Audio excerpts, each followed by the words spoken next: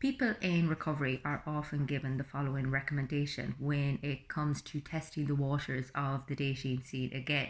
So it's recommended that they sustain and take care of a plant for 1 year, then the next year that they sustain and take care of an animal or a pet, and only then should they consider themselves kind of ready to begin to consider taking the needs of another person into consideration. And I know it sounds kind of extreme, but the reality is we should all do a little bit of work on ourselves before we go into relationships. However, that being said, the majority of our issues and our triggers are created in the context of a relationship, even if it is a relationship in our formative years, in our childhood with our caregivers. And these can only be recreated. In other words, we will only experience these emotional triggers when we're in a relationship context. So when we're single, it's very easy for us to assume that we're fully prepared to meet all of the emotional demands that a relationship puts on us. And yet when we find ourselves, compromising with a person, having to understand their needs, having to be considerate of their needs, having to compromise, all of a sudden we can find ourselves being really triggered. A lot of our insecurities can crop up and we don't understand why. I mean, we've done all of this work on self-exploration and, self-acceptance and self-actualization, and here we are again, getting triggered left, right and centre by something that our partner does or says or doesn't say, and it can be really difficult. It's something that I experienced. I mean, I would have done an awful lot of work personally and thought that I was in an ideal place to start a relationship.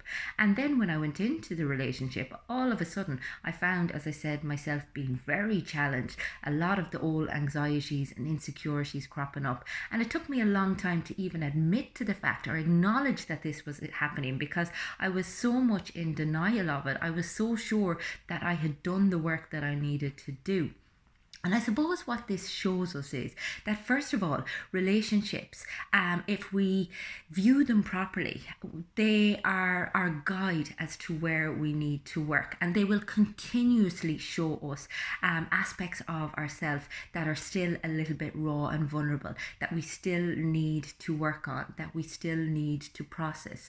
And secondly, that relationships aren't meant to be easy. I mean, I think we have this romanticized concept of relationships. We think that it should be all plain sailing. It should be all fun and sex and shopping and day dates and whatever. And the reality is relationships are hard work. I mean, you're bringing the baggage of two people's past together, and you're asking each other to kind of almost amalgamate your histories, and it can be really, really challenging. There's going to be conflict. There's going to be times when you actually don't even like your partner despite the fact that you still love them. And I mean, this is part and parcel of a relationship.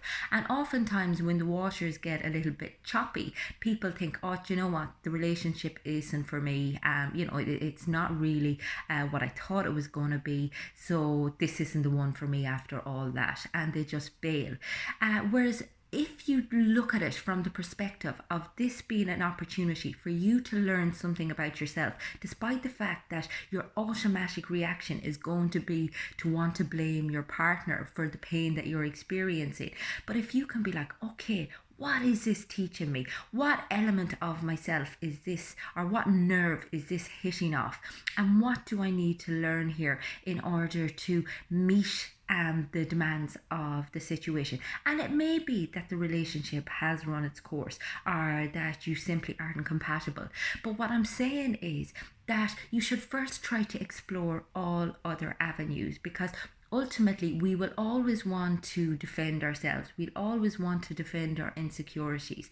And the more often that we take the opposite direction, that we see the way in which we're being triggered, we see what's challenging, we see what's difficult, we see the emotional stuff, and we meet it head on and we say, okay, what's happening here? What do I need to learn? What is it in my past that I haven't fully dealt with that is causing me this turmoil, that is causing me to be so affected by another person? And you can grow, and you can learn to be vulnerable with your partner and talk to them about what it is that you're experiencing, as opposed to shutting things down. And I always refer back to John Gottman's Four Horsemen of the Apocalypse when it comes to relationships. And that's basically criticism, stonewalling, contempt, and what's the other one? Defensiveness. And we find ourselves using those all the time in our relationship. We're really defensive. We always feel on guard. And ironically, at the beginning of the relationship, we would do anything for our partner, and then as time goes by, all of a sudden it's like as if we're sworn enemies. And it's about realizing that you're on the same side. You can work together to improve each other, to help each other work through the kind of the baggage of your past, and to come through it as a unit, but also as two very independent, wholehearted beings.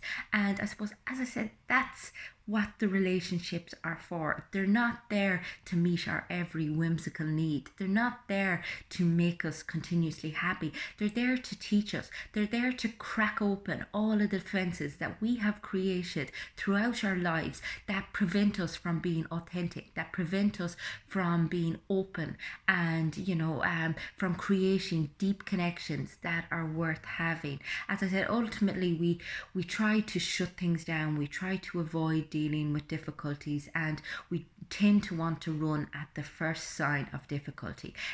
This is where the opportunity lies. This is your chance to become the sort of person that you potentially always could have been, to tap into your essence and to know your authentic self, to grow into who you were always meant to be.